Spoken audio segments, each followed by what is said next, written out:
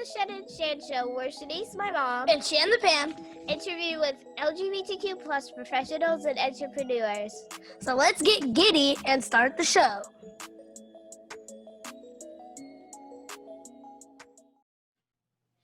Alrighty, guys, welcome to the Shen and Shan Show. I'm Shan. And I'm Shenice. And we have a great guest today, Ms. Whitney Howard. And Whitney is from Diva'ONNE Exclusive School of Music. And we're so excited to have her on today. I think we're going to have an amazing interview. Oh, yeah. So let's jump right into it. Alrighty, Whitney, please introduce yourself to the audience. Give us a little bit about your background, like where you're from, where you were raised, and what led you to your career and your business. We'd love to hear more about you. Wow. Okay. Hi. Thanks for having me. I'm so excited. I never get to be interviewed. My name is Whitney Howard, of course, and I am a trans woman. I was born in Houston, raised with an adopted family pretty much most of my life, and ended up transitioning to Louisiana, where I finally met my biological family, my siblings, and my mother, dad, aunts, uncles, cousins, the whole line of family. So most of my life, I've transitioned back and forth, even as an adult, where I went to school in Louisiana and came back and went to school in Texas. I went to college in Louisiana, came back and went to college here. So I pretty much have a mix of both geographical locations. Definitely. That's awesome. So you said you were raised by an adopted family, and then you went back and forth between Louisiana and your biological family. What happened there? You want to dive into telling us about a little bit more about your childhood and just scratch the surface on what was going on there that led you there, and then we can dive into your business. What led you to Diva'ONNE? Okay. Well, in this adopted family here in Houston, I lived with them until I was around 11 or 12. And my biological mother decided she wanted to come and get myself and one of my sisters that was also here in Houston that I never knew, and take us back to Louisiana. When did you start living with your adopted family? Somewhere around when I was maybe 11, I'll say 11 or 12, because I was in 8th grade when she came to get me, actually finishing up for that summer, getting ready to be a freshman in high school. And that was when you went back to your biological family, but when did you get adopted it was the same age? Well, actually, I say adopted because I figure it's more formal, but I was pretty much like a handoff. Okay. Nothing legal, no papers. And okay. My biological mother, it was told to me that she ended up coming to Houston to visit and went into labor. So I was born in Houston before she was able to get back to Louisiana. And after the 3rd day, she gave me away to another family. So you were with this family from you were 3 days old? 3 days old. Wow. Okay. All right. Okay. I have a similar background, except I was 5 when my mom decided to leave, but we're talking about you today. Oh, it's fine. It's fine. But yeah, so that's really great that someone, took care of you from 3 days old until 11. Now bring us up to date. So you went back to Louisiana, lived with your biological family, kind of was back and forth, went to college, and then you walked into your businesses, right? Diva'ONNE. So tell us more about that. What led you to that? What was like your calling? Well, it's funny because I've always been throughout school, I've always been in what they call major works. And that was all the excelled students. So I've always been that first row student that every time a question was answered, I would put my hand up. I've been like that pretty much all the time. So when my biological mother came to pick me and my sister up to take us back to meet my siblings, when I got to Louisiana and got to the house where they lived, there were kids running all around. I was like, who are all these kids for? She was like, these are your sisters and brothers. And I was like, all these are my sis- it was three little girls. My little brother was in another city because he was also adopted. My biological mother, I love her now and I respect her now, but she, was going through a lot back in the day. So, giving, sending her kids off other places was more safe, should I say, Yeah. for us. And so I just, I come from a family of four. I had an adopted brother. He was older than me, my dad and my mom, and I was the spoiled child of the family. I had everything I wanted, all the toys, all the swings, all the clothes, and my own space. And here I get to Louisiana. I have 9 sisters and brothers, and we're all in one house. And I'm looking like, where am I gonna sleep? Really though, I And mean, you it's can like see a with your culture little brother. shock. Huh? It's like a culture shock. It's like, this is Ugh. completely opposite of what I'm used to. Yeah, but it ended up not being so good. I wasn't used to that. My biological mother was still in her element of doing what she was doing, and the nurturing wasn't there. And so I ended up coming back. But I always knew that I wanted to find that love in her. But she noticed that I was different when she came to pick me up. Because I had back in the day, they used to wear high waters where your pants were up higher. And she looked at my pants and said, "Why your pants so high?" And I was like, "That's the style here." And she just, at that point, the look in her eye kind of noticed that she had a skepticism about me because I was feminine, but no matter how much I tried to be a boy, it just didn't work. It didn't work. It didn't work. I don't know. And so yeah, so I as time went on, the horrors happened and I ended up coming back and forth, but I always ended up going back because I had siblings and they loved me. But my biological mother, in her case, didn't. She wasn't used to me being who I was, even as a kid, being just feminine. With all the kids she had, with my brothers being all tough and gangster and the sisters all doing, I wanted to be like my sisters. I had a sister we called her Pumpkin, and she was pretty, and I wanted to be like Pumpkin. And so it just happened to where my transition back and forth, with going back to my adopted mom, because she was a Christian woman that raised us, that spoiled the community, that raised a community that I would never leave, you know. And as I got older, I started, recognizing that I have something more than just being gay, you know what I'm saying? Because people look at me, they go, "Oh, my sister used to call me professor because I knew everything. Oh, just ask professor. He can tell you anything you want to know." And I was looking at her like, "Don't be calling me he."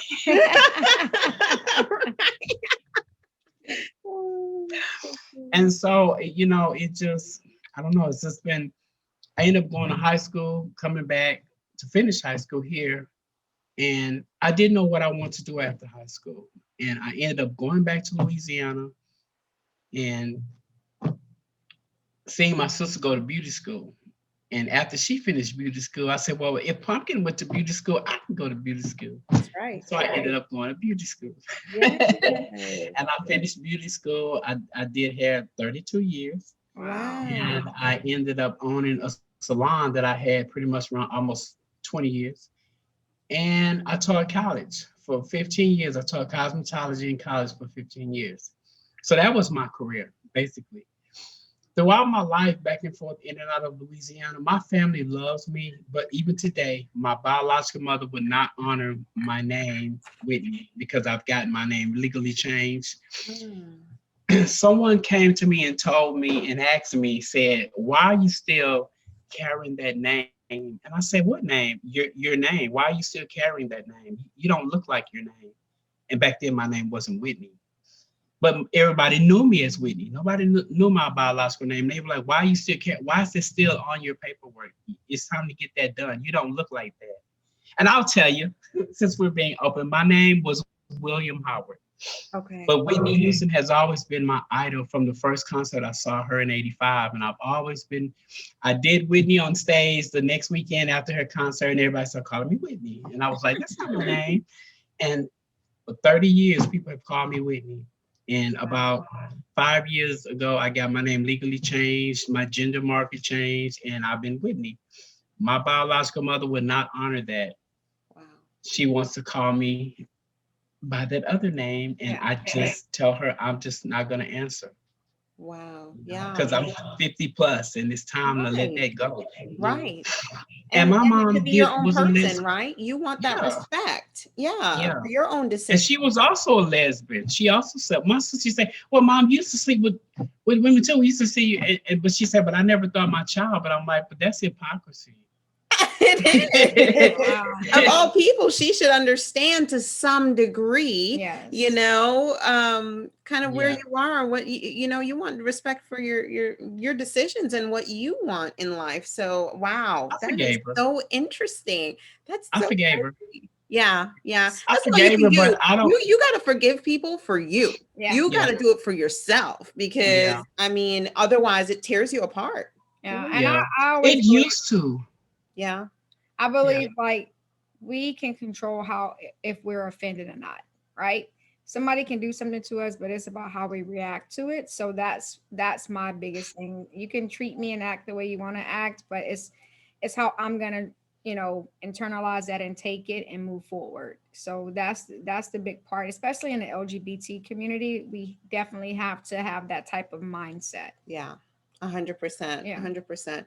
So you were a hairstylist, you owned your own salon, you taught cosmetology. I mean, you're just a jack of all trades, and we are just scratching the surface because I know you The got some jacket of other our things. trade. A jacket. I love that. I love that. I'm going to coin that word. Yes, you do. Jacket of all trades. I've never heard that before. me I either. love that. Love that. But you heard it now. You can say Whitney said it. Okay, so now take us into your current career in business. You know, Wow. take us through that. What are you doing now? So this is how this happened. This wasn't really supposed to happen. You know, they always say God has a sense of humor, right? So I ended up getting laid off from the last school that I worked at because they were having financial problems. And they allowed me to get unemployment. And so I lived off unemployment for about a year, but I had a salon. I did have my salon. But I woke up one day just like literally like raised up, like literally like laying flat and just raised up and said, I'm going to go back and see what my possibilities of for enrolling in school. And I got dressed and I went to HCC and I went to admission to see what I could do. And so I did all the paperwork, the financial aid and everything. And the reason that I went, because my cosmetology license, I said, well, I'll just make it a degree. I'll just do the core classes. They said, just do the core classes since I'm already licensed, I'm already teaching, I'm already, in the industry, and just do the pro-assessment. And I did all that and they denied it. But in the process of me doing that, I had taken a piano 1 class for fun because it was an elective. And then I'd taken a piano 2 class the next semester for fun, not being serious, just playing little pieces of songs that were just very basic. And when they denied me, I didn't understand why. I had done everything that they said do, and I was like, even with the meeting and in the forum, and the lady was just saying all the wrong information. She just lied, and so I was so furious in that meeting. I cried, and I just, girls are always gonna cry. You can't have your way, right? Can't have my way. I want my way. And so when I told the music department, because they were close to me, that happened to me, my choir director said, "Oh, well, just be a music major." I'm like, "What do you mean? I didn't come here for that. Like, how long is that?" He's like, "Oh, you got to finish out and do this and do that." And I'm like, "I didn't come here to do 2, 3, 4 years. I came here to do these two semesters, get out of here, work at ACC where it's grounded. I could teach cosmetology in a real college and not a private college and make more money, live good, and I was going to be fine." Lo and behold, I became a music major. So I had to do everything, all the classes, and I was on schedule with the semesters, and I ended up getting a degree in music at ACC. Then they said, "Oh, you should go and do an undergrad and just audition for," and I'm like, "What are you talking about? I need to go back to work." I got an elderly mom, because at that time my adopted mom was living with me because she was real sick. And she was getting sick and older, and I'm like, I have to be home, I have to be where I could be taking care of my mom. She's getting Yeah. old. I gotta feed her. I gotta change her diapers. I gotta do all this stuff, and I gotta make sure that I take care of her because I promised her I'd never put her in a nursing home. And so I ended up not being a great pianist, honestly. I just went through the motion, but I practiced a lot and I showed dedication. And they passed me because I passed with real grades. But as far as piano playing, it wasn't great, but it was good enough to satisfy a 2-year degree. And I auditioned for Texas Southern University, and all I knew was 2 songs. How to play 2 songs. And that's not the requirement for most undergrads. You have to like be a child prodigy. And I'm like, I don't know how to play like that. I just know how to play a couple of songs. But they knew I had the determination. They saw it in me. They saw that I really wanted this. And I was like, she would say, play a D major scale. And I play a little bit of it. And I say, I just don't know. And they were like, that's okay. And I said, oh, they're not going to let me come in here. And they did. They said, we saw your determination. We know you've been coming back and forth throughout the summer asking questions, and we see that you really want this, and we're going to help you out. And through that point, I became really, really dedicated to being a pianist. I practiced all day, 9, 10, 11, 12, 1 in the morning at this campus. They locked me in the building. They knew me so well I'd be here. And I practiced all day and all day. When I played at seminar performances, they were like, wow, you've been playing the piano for a long time. I'm like, no, literally like 2 years. I mean, that is a testament to the fact that, you know, if you dedicate your, first of all, this is a testament to, you don't have to be perfect. Okay. You can be determined. Yeah. You can have the will, you can have the want and the drive and dedicate the time so that you can get up to the level of all those that may have been doing it their whole lives or for a lot longer than you. But the key is you don't have to be perfect. And what's meant for you will be. So that you getting laid off, you were meant to go through that motion. You probably needed that break, that year off, so that you could wake up that day and say, I'm gonna march in and go back to school. And you had no idea that music was going to be it. You thought you were going back to school for something completely different. And look at that path. And now you're at Texas Southern University playing like other people been playing with just a few years under your belt because you just practice tirelessly, which is so powerful. I love that because I used to play piano when I was a kid. And I did. I used to play my aunt Ruby. What'd you play? What rep did you play? Oh, I have no idea. It was so long ago. I have no idea. I could probably remember where the keys are on the piano, you know, but I don't remember much. But I have no skills when it comes to anything. I don't believe that. You look skilled. No, I think the only thing in elementary school, we used to play the little horn thing, horn thing. Whatever. Horn thing? See, I don't even know. Instrument? A trumpet, maybe. No, a saxophone, a clarinet. No, the little wood things with the holes at the top. Oh, it's called a recorder. The recorder? Yes, that's about it. God. I have no knowledge. They teach that in elementary. Oh, that's hilarious. Elementary education, you have to learn the recorder. Yeah, so we were kids and I was learning piano, and my cousin and I, we were being partially raised by my Aunt Ruby. And she used to, I mean, whenever I lived, I had an Aunt Ruby too. No, really? Yes. I don't mean to cut you off, but I did. And Aunt Ruby is 90 now. She's still kicking it. Okay. Really? I'm pretty sure she's still teaching her piano and stuff like that. But wow. Yeah. So she would, whenever I was living there, my cousin and I, we'd wake up in the morning, we'd have to practice piano. When we got home from school, we had to sit at the dining table, do our homework. We had to practice piano before we went to bed. And then I wasn't living there anymore. I went back probably to live with my mom or my dad, one of the houses that I used to live in. But my cousin lived there for majority of her life. And so she's really good at piano. I'm pretty sure to this day, she's really good, but it's just a testament to what I'm saying, which is practice. Doesn't matter what age. You don't have to start when you're 4. You know, you don't even have to start when you're 50. Yeah. Like you can, if you put your mind to it, you can do it. You have to put your mind to it and dedicate the time. It's not going to come overnight. So I love that. Love that story. I think that's Thank amazing. you. Thank you. We didn't even get to the business yet. So I know. keep going.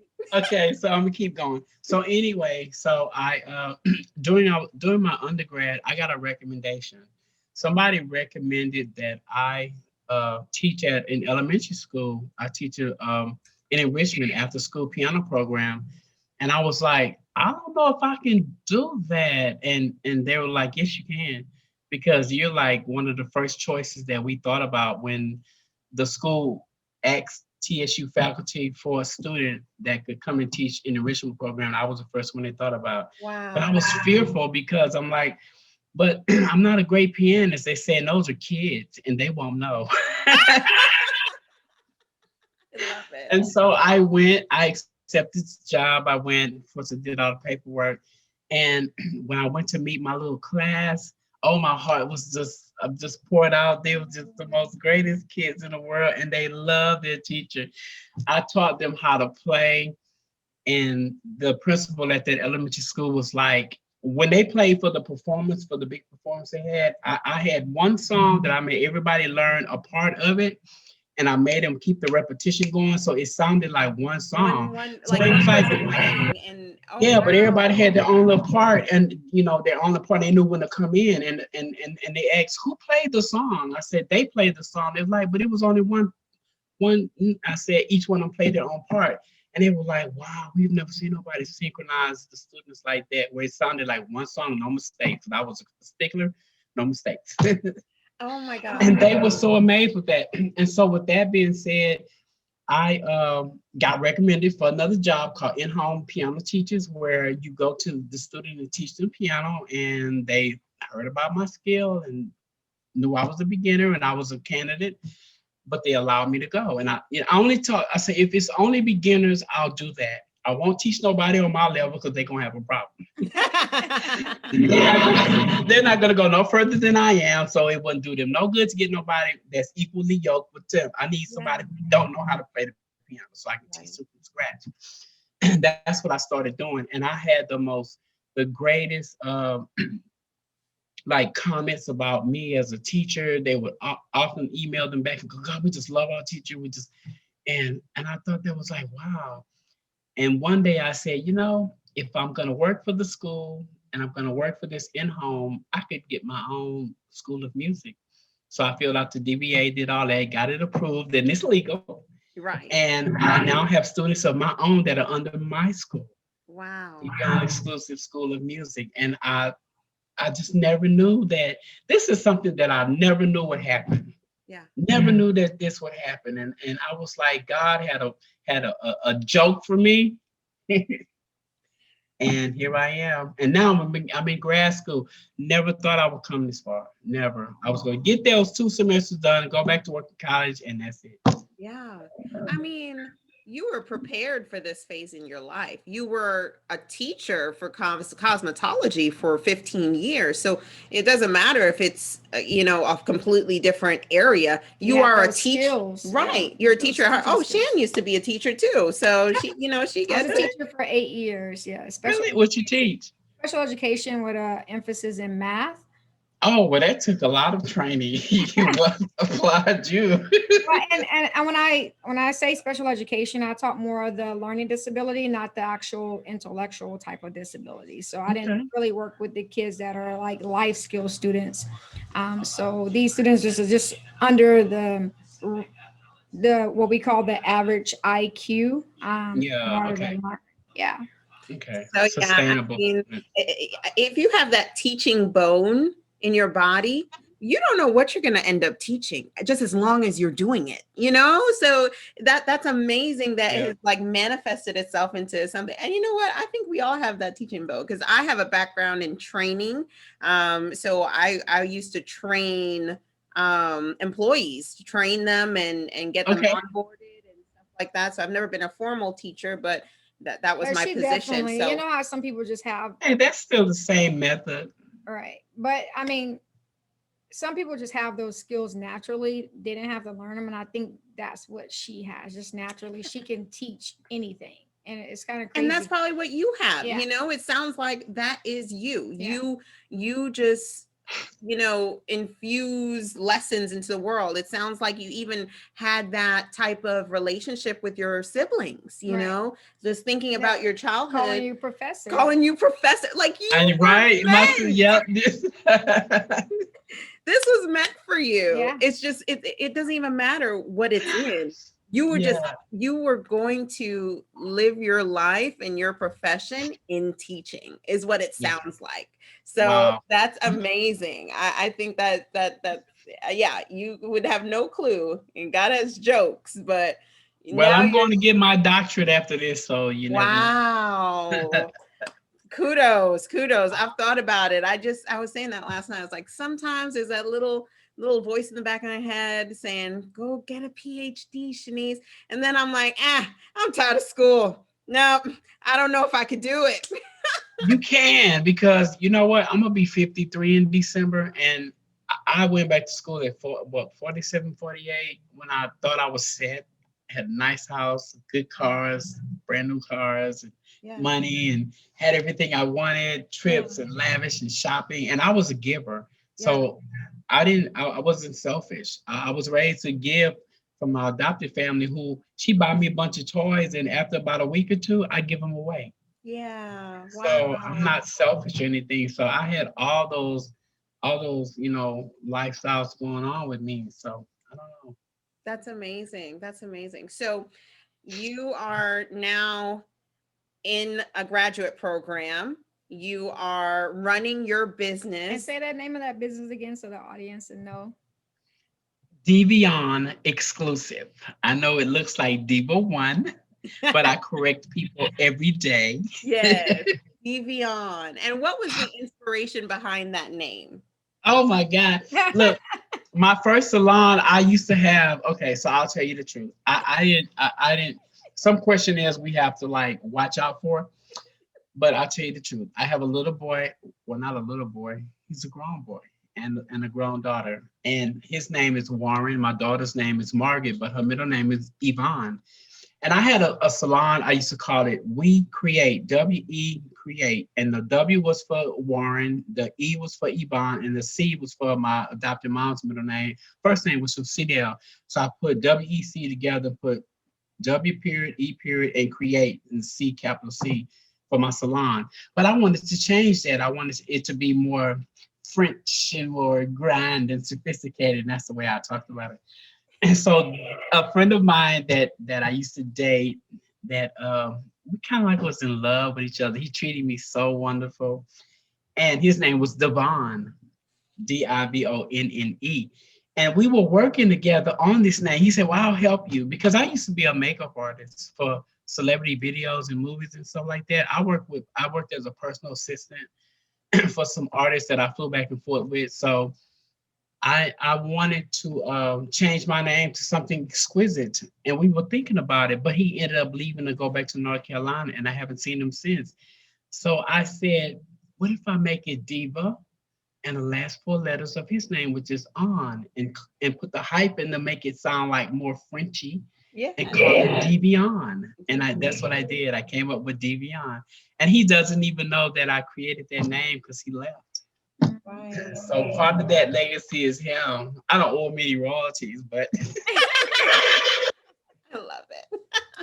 That's amazing. But yeah, that's how the name came about. That's great. And now tell us more about the business. Who is your customer? Are you looking to connect with parents, with the students themselves? Is it through teachers or schools? Tell us more about the business. Where do you get your clients from? Actually, I promote on social media, on my Facebook, Whitney Howard, or my Instagram, which is Diva Exclusive TV, and word of mouth. A lot of people that hear me play the piano ask me, do you teach piano? And I'm like, I sure do. and of course, I have business cards. You know, you always have to have that, you know, handheld advertisement to give people when they ask for it. Right. My pet peeve is to ask somebody for a business card and they go, oh, I don't have any. And I'm like, okay. I've always had the promotional advertisement products for my business, you know? Right. And that's pretty much how I do it. Now, I don't have a full load of students, but I have about 8 currently because I'm in school full time, and graduate research is no joke. Yeah, definitely. I mean, that's a lot to juggle. So I'm sure your plate is very full, but that's amazing. That's amazing. I mean, you can't ask for any more, especially in a climate like this, right? We're going through COVID, we're distancing, you know, for you to still have the students and to still be able to go attend school. I mean, that's a blessing. I love all of it. I love everything that you're doing. So do you have any type of schedule that you follow to actually get your business to the next level? Actually, as far as what I have right now, I'm stable with what I have because I can only have X amount of students per day.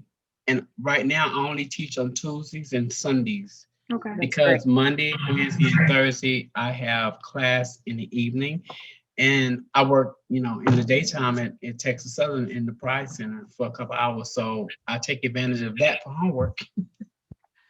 And so I have to juggle my schedule, but I'm very, very fluent with my schedule. I prioritize everything I do, everything. I never slip and go, oh my God, was I supposed to do that? I'm like, no, here it is. It's written on paper. Whitney, you do your check. You do your check off for the day. That is excellent. That's how most successful people have to be. You have to have a checklist. You have to have a goal list. You have to have a calendar. Yes. Like we live by our calendar. We have to. I mean, struggle with it sometimes because I'm used to keeping things in my brain. So. Well, I know my brain doesn't work all the time. So I need it on a calendar. Because I mean, when you're juggling different things, you got to have like a safety net, because I mean, I just know I can't depend on my brain, because it'll remember something like 2 days later, and I'm like, you see, that's why I need to have it on my calendar, because if it's not on the calendar, I don't know, I just can't depend just on my brain. So that's super important. I love that you know which days are best for your teaching. It's structured.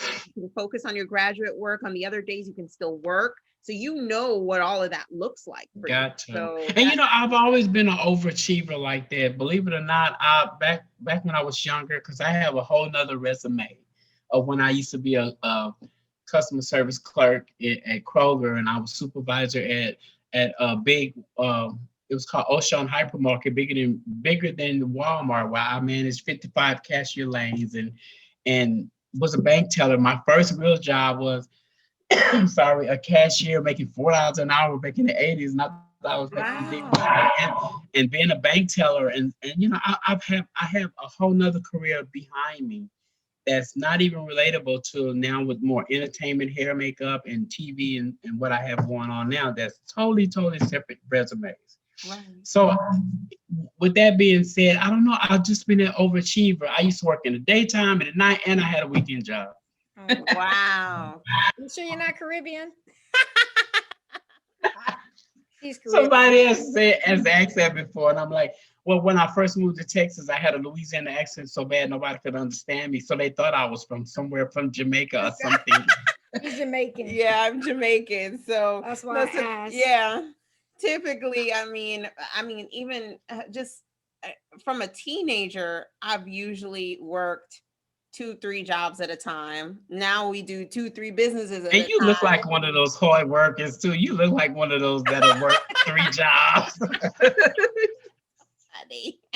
Oh yeah, I'll pile it on. I need to be busy. So yeah, definitely. I want to know, have you encountered any challenges starting your business? Actually, you know, I'm blessed. I have not, I'm not one of those yet that has had a horror story. I don't know, it's something about, I don't know if I have this halo over my head where it's like I'm protected, but I have not had any challenges professionally. I mean, I used to do makeup for rap video shoots. And you know, rap videos has the gangster of the gangster boys that be on set. Right. And the rappers that I work for were like UGK and Mike Jones and Slim Thug and all those people here that you hear about. And I actually did makeup for their featured girl in the video. So I was always on set. It got to the point to where they even wanted me to do the castings for their video shoots. I'm sorry, I need some water. But and people used to ask me, how do they treat you when you're on it? Do they be talking about you when you do that? And I say, you know what? I don't know what they say behind closed doors, but when the artist himself can come to me and call me in front of everybody and everybody knows I'm trans, that means all he sees is me as a professional. Right. It's not about, oh, Whitney, hey, Whitney, it's Right. like, Whitney, we got, and it's all about being professional. And then I carry myself like that. I don't carry myself like, I call it the flaming sissy. I've never done that. I don't even, I used to go, hey, I used to do something like, hey, they be like, don't do that. You don't look right doing that. I'm like, what you talking about? They're like, don't do that. That's so funny. Don't fit you. That is so funny. Okay, Whitney. So you said that you, alongside your business, Diva'ONNE exclusive, and you have your graduate studies, you're studying communications, right? You're also working at the university at Texas Southern. So, and that's at the Pride Center. Can you just give us a little bit of details about what you're doing there in the Pride Center? I think that's so wonderful. I think that's wonderful that you're in your community, inside of your school community. So we'd love some more details. Right. In the words of Dr. Williams, it's a new day.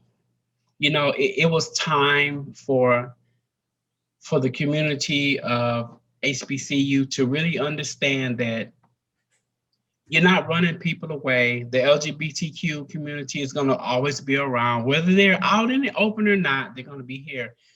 And all HBCUs actually have a Pride Center. So I guess our vice president or president of the Student Center suggested that we get a Pride Center so that we could welcome all the LGBTQ family members here, students, alumni, allies can come and have a safe place to where they can feel like they have a place of their own, and just be, even though it's all inclusive because it's college, we still want the focus to be focused on that genre of people that are in this community. Right. So this place it's totally for all student engagement, but we want it to be noted as LGBTQ so that the student body in that nature can come to this center and hang out, bring lunch, do homework, sit, chat, play around. Hey, they can do drag shows in the background if they want to, just to have fun. They can do whatever they want to do in here. I'm open for it. I'm just gonna sit at my desk and just laugh. So basically, that's what it is. That's what it is. Just to let them know that they have a space of their own. Right. And you said most HBCUs do have a Pride Center. I didn't even know that, but it's great. I mean, and was this recent? When did y'all establish the Pride Center at TSU? This is the first semester. Wow. So literally just a few months. You're a few months in. Yes. Wow. Yes. That's awesome. And I love it. I love it because everybody, like I said, everybody on campus welcomes me. Every time I walk into another college, they go, "Hey, Miss Whitney," and I'll be like, "Hi." Even students, "Hey, Miss Whitney, hi. How you doing today?" And it's something that they need. They need that because our community feels left out already. It's like we're outcasts. Nobody wants us around, and you have a certain level of respect and a certain level of types of people in heterosexual, cis people, LGBT, whatever. You have people who are just doing the most. Yeah. And then you have people in this community that are smart as Albert Einstein. And you have those in all, walks of life who are rich, poor, whatever. So, I mean, what's the difference? There is none. There's just none. The fact that we're not accepted as others are, there is none. We're just all human. We're all human. And I think just having a safe haven, a place to go to know that you're welcome is very important to, I don't care if you're, LGBTQ plus, or you are straight, like just having a sense of I know these people care about me, type of environment, it can make people succeed in life beyond measure. So I take my hat off to TSU for, opening up the idea to open up a center for the LGBTQ community. Yeah. And have you like heard anything from the students or faculty that, what this has done for them? I know you're only a few months in, but it could even be something super simple. I just know I would be overjoyed that it was there and I would just start going. Have you gotten any feedback so far? Well, yes. Our Mr. TSU, we just crowned him last week. He is very open with who he is. And he's my foster baby. He says I'm his foster baby. And he comes here every day to say hi. Just to walk by and go, hey, mama. And I'm like, hey. So, with him being the face of the campus right now, Mr. Texas Southern, it's a big deal for people to understand that now you can be who you are and still be a campus king. Right. In the LGBTQ community. Right. They would ask me, why didn't you run for Miss Texas Southern University? I said, oh, they wasn't going to let me do that. And like Dr. Williams said, it's a new day. She said, I guarantee you, had you ran for Miss TSU this semester or last semester, she said, you would have been crowned Miss TSU. Wow. I said, why would you say that? She said, do you know the extent of the people on this campus who know you, who love you, who see how you carry yourself? You carry yourself like a total respectful woman. Right. And that's all they want. Right. I mean, it's all about relationships. It's about how we treat people. It's about what we the vibes and the energy we give off. And we there's so much more to it. And it's usually in our head, just like it was in your head that you would not run for Miss TSU and get it. That was all made up by you. And of course, society, because I mean, this is the message that society has told us over the years. So exactly that too. But you should know you're definitely got that halo over you because you've succeeded in things that you didn't think you succeeded in. So the next time you have that thought about anything, I would say look at your history. Right. And know you can go for anything you want to go for. You can. 100%. I love that. And sometimes when you doubting yourself the most, just like you did getting into TSU in the first place, when you did that audition, I mean, people will prove you wrong a lot of the time. Right. I love that. I absolutely love that. Wow. Let me say this. It's part of your destiny. Yeah. Yeah. Can I say this? Another thing, and I'm saying this as a statement for everybody who in this community. And I know this is just off the record right now. It's still about what you're talking about, how I can self-diagnose myself and demise me. So last semester, before I graduated, we have an honors recital that the students vote on who they want to hear play for the honors recital of all the students who played in seminar. Because everybody has to play in seminar. And so I sent an email to the instructor who's over seminar to say, well, I know I'm probably not going to be voted for. So if I can volunteer, can I just play because I want to get more experience out? So he saw me about a week later. He said, well, come to my office. And in respect of that email that you sent me, he said, you don't have to volunteer. He said, after flipping over 50 pages of voted for Whitney, I stopped counting. He said, you were the highest voted of all the students. And I got confirmation of that this weekend from another student who's a band member. And I told him about that. He said, oh, yeah, I heard him say that. And like everybody was like, we voting for Whitney because I wasn't there the day that they voted. He was like, we voting for Whitney. And when they heard how long I had been playing, they really voted for me. And he confirmed that. I'm like, and I never knew that y'all did that. And he said they had already discussed that they were voting for me. Wow. But I demised myself, say, oh, they're not gonna vote for me. I'm just a trans woman. They don't like me like that. And I had the highest votes. So I'm saying that to everybody out there, do not self-diagnose yourself and bring yourself down when all the time you're probably at the peak of everything that you want to do. Anyway, I just had to say that because I got that confirmation this weekend and that was like real big for me. Yeah, I mean, it's so important because people need to hear you as a trans woman saying it to them, you know?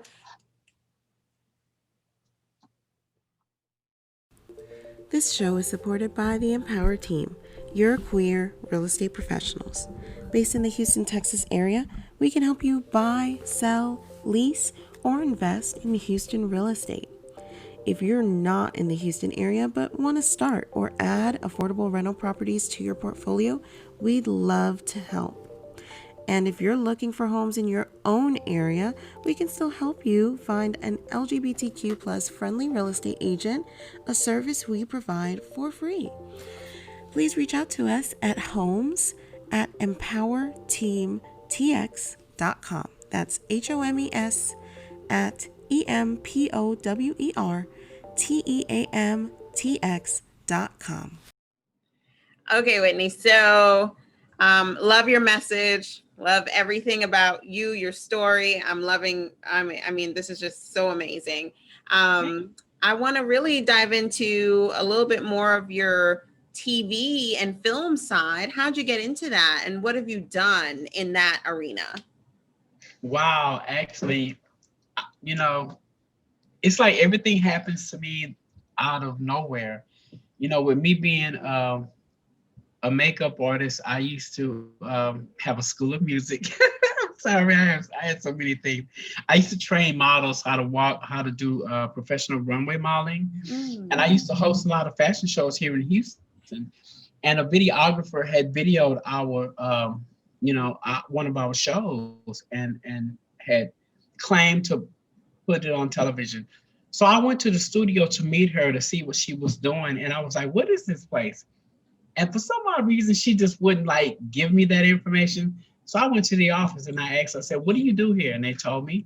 I said, well, how do you do it? How do you get into it? And they gave me the ins and outs and set me up for class. And I ended up going to their little, small classes for intro, for script writing, lighting, camera, all that, how to use the studio. And I became a producer. So I started doing my own television show. And my first show was horrible. My set was horrible. I had a half cut off poster that was in the frame, and it was half the poster. And I look at that now and I'm like, we gotta start somewhere though. We gotta start somewhere. But the interview was great, but the set was horrible. And so eventually I got better. And with that being said, I just kept producing. And I would interview entertainers that were not famous yet, but that were on the road to having everything that's, that could guide them there. And I would interview them, talk about their platform, the stories, promote their videos and all that great stuff. And by me working at the school I worked at, they came to do a trailer. It was about a beauty school where the owner was like a mother figure, and she was helping the community of students in the Black community learn how to be successful by going to this school. So when we did the trailer for about a month, they shopped it around. So Oprah picked it up. Wow. So with that being said, once Oprah picks it up, it's like, okay, we're getting ready to shoot. We're going to have 3-4 months of filming all day, every day. So be prepared to wear mics on your back, go to sleep with mic packs on your back and all that. And don't say the wrong thing because the mic may be on. And so they came and they videoed us. And, I was the instructor. So I was I was considered a featured cast. And we did 4 months of filming for Houston Beauty that aired on OWN network. Wow. And people knew us. They knew us throughout the city and couldn't go anywhere without people going, oh my God, it's Miss Howard. Because, of course, they would show me and me talking and interacting with my students. And it was amazing. I was a celebrity for a little while. That's awesome. I got gifts and calls from Oprah. Actually called my phone. Wow. And she's like, hi, Miss Howard. And I was like, hi. And I looked at the number and it said unknown. I said, who's calling? She said, it's Oprah. And I looked at the phone and I was like, who? She said, it's Oprah. I'm like, what do you mean it's Oprah? Oprah who? She's like, you're on our network. You're on the show, Houston Beauty. And I'm like, yeah. I'm like, this Oprah Winfrey? She's like, well, yeah. I'm like, no. That is so like, fun. it's me. I was like, wow, what are you calling for? I'm just excited. I didn't know what to say. She was just calling because she had heard some great things that she wanted to talk to me about, and some things that she really wanted to talk about that she heard that she didn't like. And she figured I was the one to call based on me talking to the production crew. So we talked, and from that point on, she started sending me gifts for my birthday, and I would get this big box saying "Happy Birthday" from Oprah. And I was like, "Wow, That is so amazing. Oh, that's exciting. doing I it wouldn't know big. what to say either if Oprah called me. Look, I've met Prince. I've met Prince at the Essence Festival when I was doing makeup, and we were backstage because nobody was in the arena. And I literally almost ran over Prince when he stepped out of his room down. We were behind the stage, on the main stage, and I literally almost ran over him. And I stopped, and he was in front of me like about this little, and I just lost my breath. I was like, I just, and he was like, "Are you okay?" I was like, I literally couldn't talk. Like, Oh seriously. my gosh. Is he really that? Is he really? He's like, oh my God. He's like, I was like, oh my God, is that really you? And it's like, and then walked out behind him was Sheila E. I just fainted. I love it. Wow, that's awesome. I need to hang around you more often. Huh? All the good vibes. I said I need to hang around you more often. Oh, I've done that. So, oh my God, I work with so many artists. I work with Beyonce, LaToya Luckett, and Destiny's Child, because that was in the era when they first started. And, you know, I knew Kelly Rowland because I did Kelly Rowland's hair a couple times before she even became famous when I worked at the salon in her neighborhood. And I saw her on the album, and I was like, her face is so familiar. And I asked the lady who owned the salon, I said, that girl who's on that cover with those singers, did I do her hair before? She's like, yep, you sure did. And I was like, no way. Then found out that Kelly Rowland, they became real big. And I'm like, I need to contact her because I did her hair. She needs to let me travel with them. I need to be there. Yeah. That didn't happen, but I became a makeup artist. Yes. No, that's awesome. Okay. All right. Alrighty, now we're gonna transition to my favorite part of. I love every part of the interview, but I really like talking about the coming out story because Oh, wow. Yes. I know we all have different stories and situations. So I love hearing this part. So would you do the honor of telling us about your coming out story, or even if you call it that? I know some people don't call it coming out; they call it what do they call? Letting you in. Letting you in. Letting you in. I've never heard that. Yeah. Yes. All right. So actually, I don't know. All my life I've been feminine. Even from a little kid, I was feminine. In elementary school, a guy was caught, you know, kids are perverted, caught trying to fondle me in the bathroom, and he got caught by the teacher, and the teacher was like, you stop doing that. Then they told my parent, the principal, called my mom and said that I could no longer go in the restroom with the boys at the same time.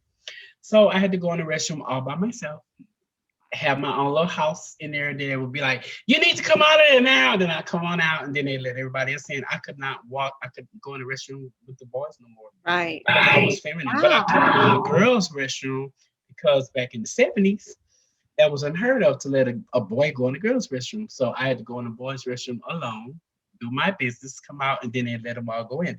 So that's how it was for me.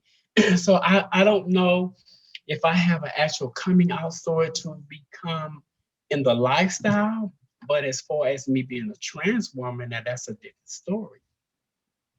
So I don't know, I guess around 20 years ago, I decided, someone came to me and knew what my biological name was, and they said, that name doesn't fit you.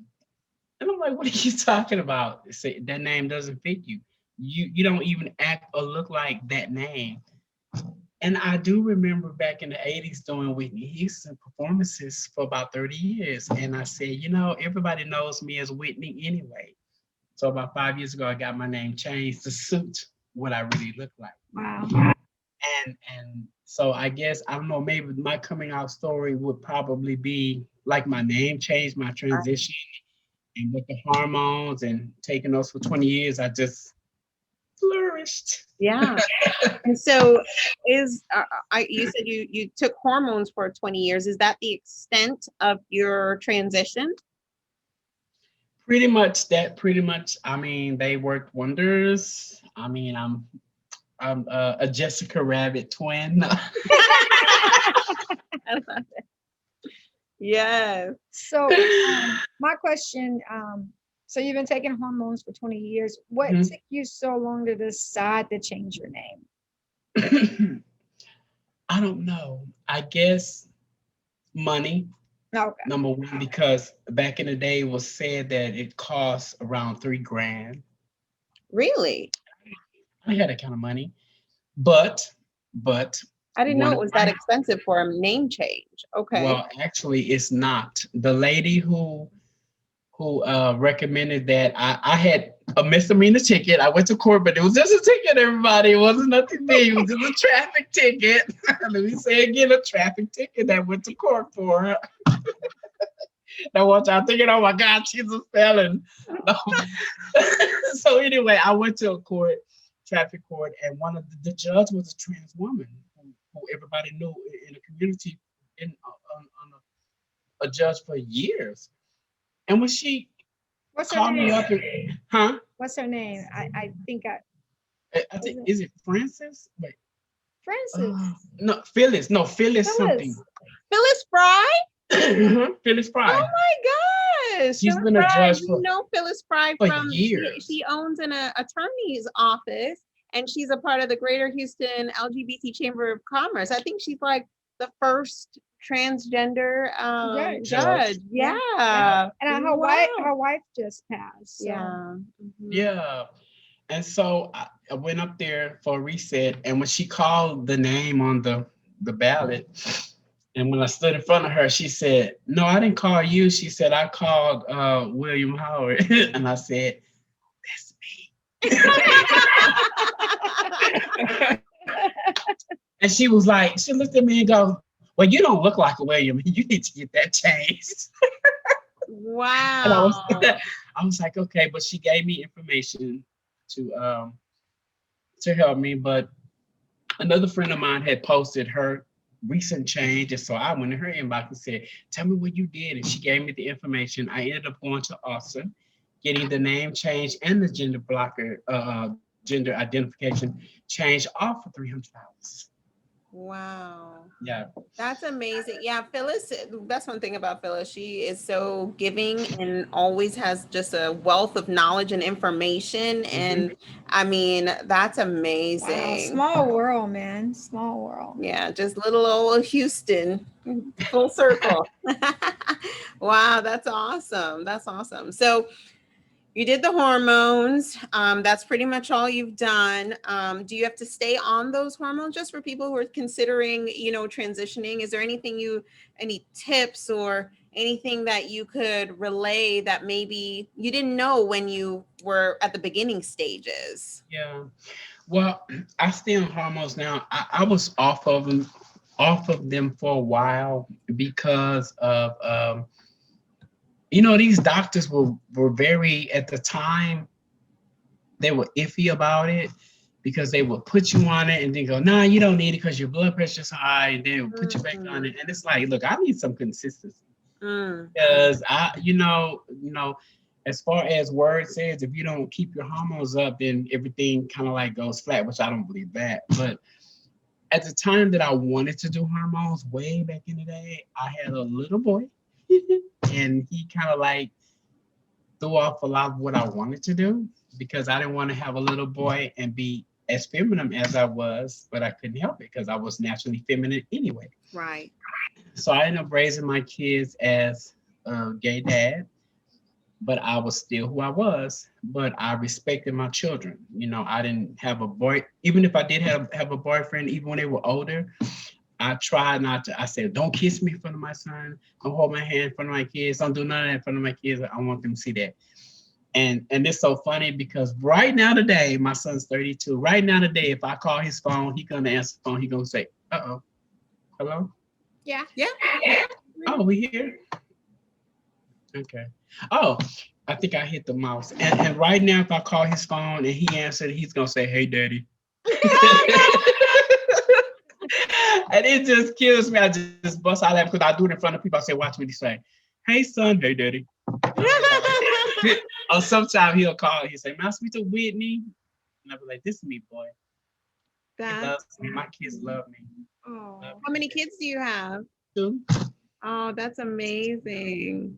Wow. In contact. But I was honest with my kids.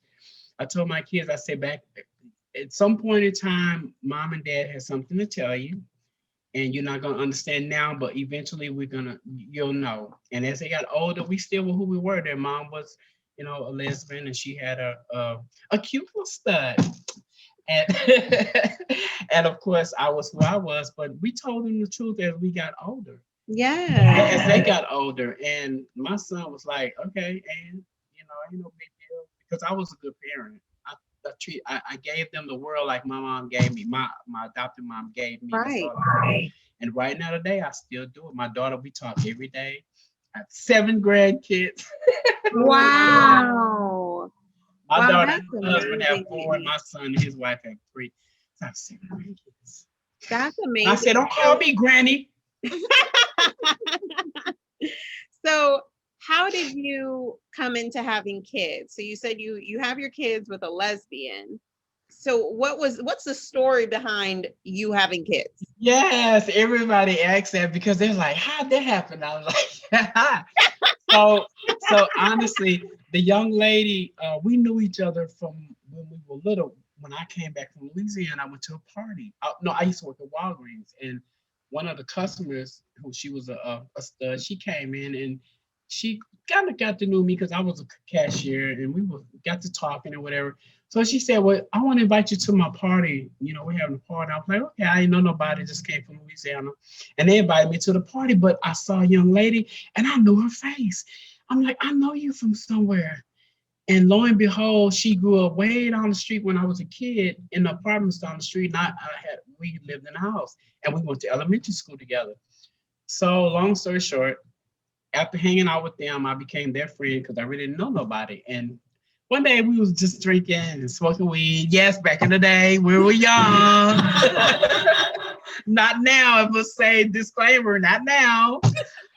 But back in the day, back in the 80s, long time ago. And, we was just drinking, having a little fun, not overdoing it, not addict, like just social.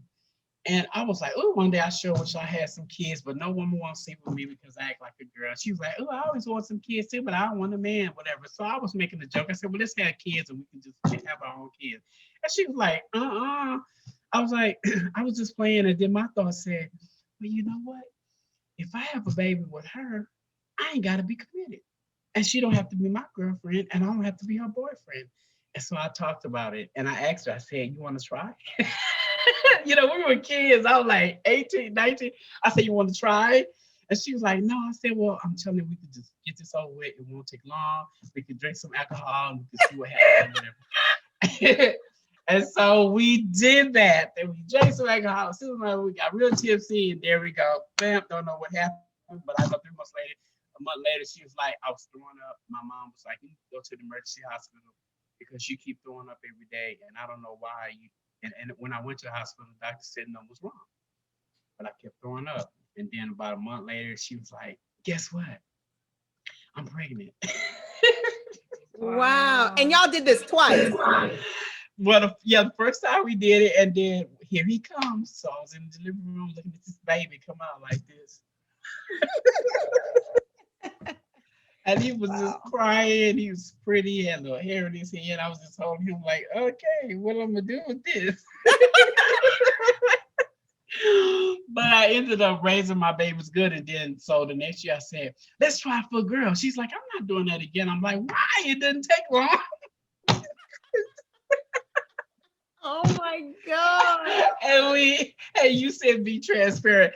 And there come my little baby. Oh, she I came love out. it. And she came out and she sneezed. Oh my And every God. time she woke up, we knew she woke up because she had a little sneeze. She sneezed about 3 times every time she woke up. So, oh, she's up. And yeah, so we raised our kids. We lived together. I had a room, they had a room, and the kids would sleep with me sometimes with them. And the only thing I didn't like is that they will in the bed with both of them. I'm like, I don't know about that part. You know, they're seeing two girls together, but me by herself. But I'm the daddy, you're the mom, but you got a girl. So I don't know how to accept that, but they're fine now. Yeah. And they're heterosexual. They're heterosexual. And people ask me, well, what would you say if your kids came and you said that they were gay? And I was like, what would I say? I came to them and told them I was. Right. Wow. Wow, I that's think that's Yeah. amazing. yeah, that's an amazing story. You got all the stories, but what I really That's love the truth. what I That's really how it love really happened. about, how your kids are raised is that, to us, it seems like, oh, we're going to raise these kids in a not normal environment and they're going to think something of it. When in fact, if they're being raised in it, that's their normal. So I think it winds up having them being raised in a more open, like with their mind open to say, like, there's no right way or wrong way to do a lot of these things as long as it's all, good intentions and nothing bad is happening. Of course. I mean, there's just who made these rules? Who made these rules that they have to be raised in a household with a man and a woman who sleep in the same exact bed? And, who made these rules? If they're in a loving environment, that's a step well above where a lot of children are, right? And that's what you experienced when you went back to Louisiana, right? You went back to Louisiana and you're like, well, this is not it. If normal is to live with your mom, you want no part of it because not like that. Right, not like that. And so I love that because it's like, so what if it's unconventional? Yeah. So what? So I know you say your son calls you dad. Do you think he'll ever get to the point where he call you mom, or are you okay with the dad? Well, I mean, he calls me. He doesn't call me mom because I don't think it's not like because he doesn't want to. Because all his life he's always called me dad. Okay. And well, actually, it's hey daddy. That's how. But he's always called me that. So I don't think it's that bad of a deal for him to even do that because he'll call me Whitney like when we're around people, and he consciously knows I'm around somebody and I don't want to say that. He'll call me Whitney with no problem. Like Whitney, or well, he doesn't say mom really because I guess he just hadn't got used to saying that. It's not like he wouldn't say that. My daughter, she just loves me regardless. She just called me every day. Just what you doing? I'm like nothing. And she used to be the one that used to guard the door when I used to leave. Like, where you going? I'm like, you better get your little butt out the way. Where you going? What time you come back? Who you going with? I need to know. Do not be staying out all night. And I'm like, little girl, you got the roles twisted. I love that. How are the grandbabies? My grandbabies, Paige is 11.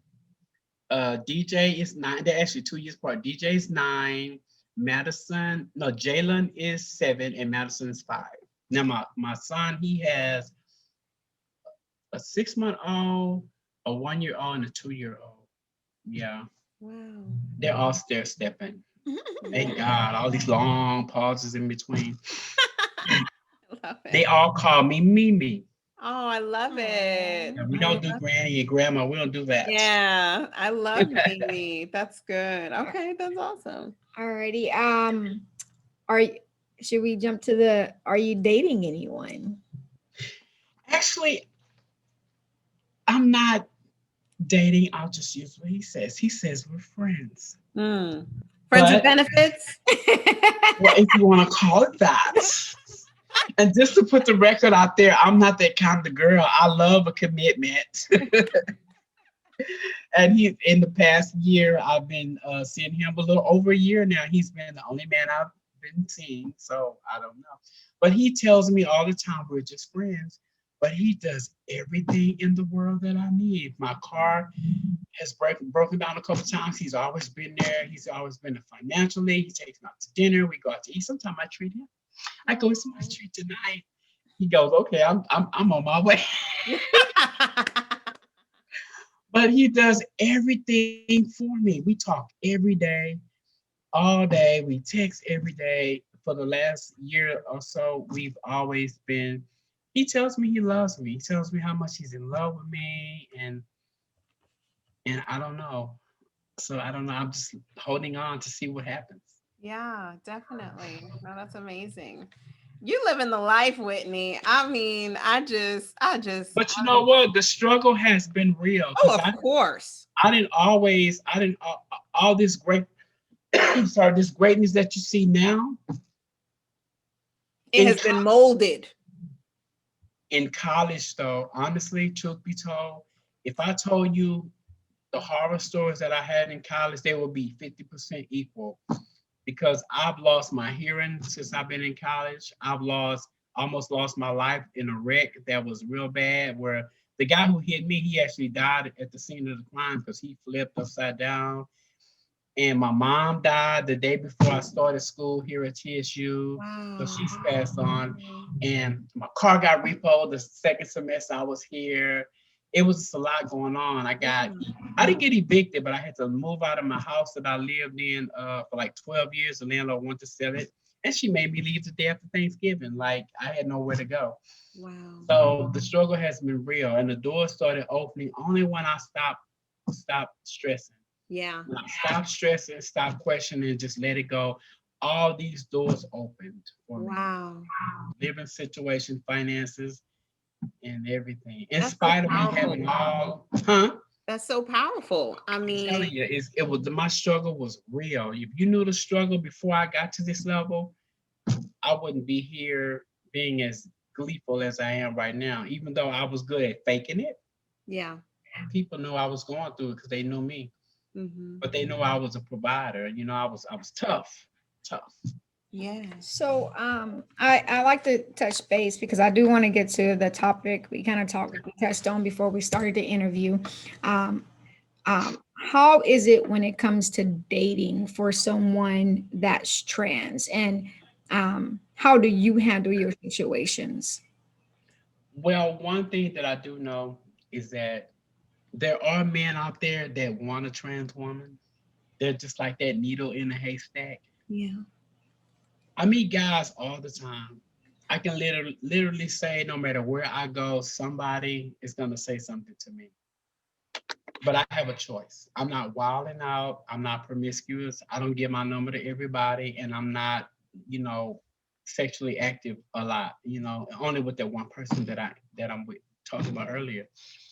And I think that if you're honest with a man when you meet him, if he doesn't know who you are at that point, misleading them has horror effects. You have to tell them up front. And believe it or not, I've told my last real relationship that was about 5 years ago. What the deal was, once he crossed the boundary and wanted to take me out to dinner after just having a conversation, I was like, "Ooh, now we getting serious. Now I need to tell him." And I told him, he didn't believe it. So he texted me, and then when I told him what I was, he called me and said, "I don't believe it." I'm like, "Why you don't believe it?" He said, "Because you don't look like that." I'm like, "Well, that's the facts." He was like, "Serious?" I'm like, "Yes." I said, "So you make your choice." He's like, "Well, I'll still take you out to dinner. You're cool." And from that day on, we were together 5 years.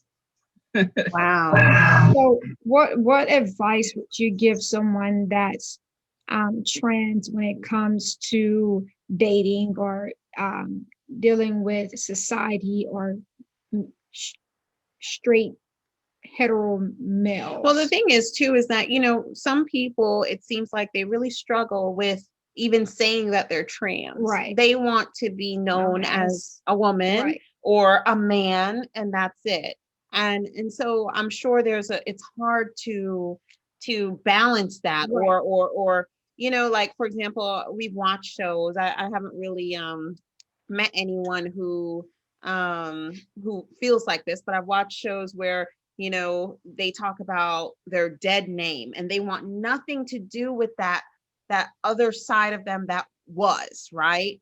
And so I can only imagine that for some people it might be really difficult for them to say, I am a trans woman or I am a trans man. They just want to be known as that. So what would be your advice to them, or what do you think about that? You have to be honest. Yeah. You have to, because even in the fact of you dating some man that doesn't know, eventually the day of intimacy is going to happen. Yeah. And that man thinks he's going to sleep with the woman. Yeah. It's going to be a problem. Right. So you have to give him the option, the choice to either go, okay, I can do this, or okay, I'm not doing this. And if you do that, you lure a man, and then you create a problem for yourself. That's why a lot of, rest in heaven, a lot of trans women get murdered because they luring these men to these motels and doing sex work with them, but they're not having sexual intimacy, but they're just doing oral sex, and they use the excuse of I'm on my period, and so he doesn't get to go that far. But then you have those that want to go that far regardless. Right. And when they find out that they are not real women, then they come back, and that's where the murders start. And but you have to be you have to be honest with everybody. You have, like I said earlier, when we started talking about, if it's a general conversation just about life and things that's going on, then you don't have to say, oh, well, by the way, we're talking, I'm trans woman, so just so you can know who I am. I ain't got to tell you that. Right. But if you start saying, oh, I'd like to take you out on a day, have coffee with you, sit and talk and, get to know you, then I have to tell you that if you're a man, because, a man's going to take it somewhere else. Right. Yeah. So you have to give them that right. And that's fair. That's being fair. Yeah. That makes a lot of sense. Yeah.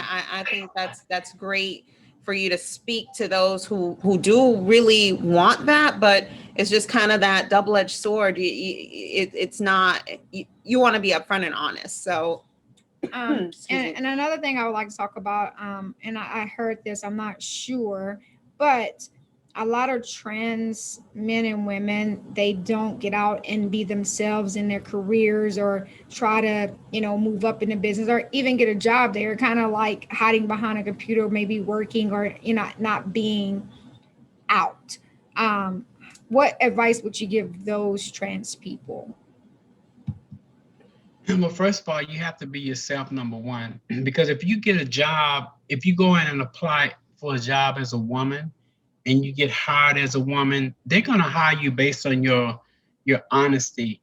Number one, even if you have that other biological name, that dead name, I like what you call it. If you have that on the application, your physical appearance is not that. And like Dr. Williams always quote her, it's a new day. They see the name and the person and they go, okay. And that may get you in the door because you're honest. You're not getting hired as John on paper and then John in person. I'm sorry. And then when you go to job, you're Jonah. You have to either be John on the job or Jonah on the job. Is Jonah a girl's name? It's probably unisex. You mean Joan? Maybe Joan. Joan is Joan. Yeah, if you're gonna be John, if you're gonna fill out as John because you have that biological, you need to do your government name, they call it. You do John, but then you come to work as Joan, but you do your interview as Joan, then they expect Joan to come to work that day. They don't expect John to come to work that day. But if you come in as John and you feel like your name is John, but you come to work as John, then you created a problem because you wasn't honest with who you were. And then you go, oh, well, I'm a trans woman and this is how I like to dress. No, you need to let me know from the start so I can know how you're going to walk in this office. Right. And who's going to sit at this desk. Right. And then we'll figure the rest out from that point. Right. Handsomeness. All righty, Whitney. Final questions, wrap-up questions. You ready? Yes, ma'am. All righty. First question. What would you say is your best money habit? Not spending it. No. I'm pretty good with money. I'm a saver. I'm really a big saver, but I'm also a big spender. So I just have to know how to prioritize what I really need from what I really want and understand that, hey, money comes and money goes. Right. Yeah, definitely.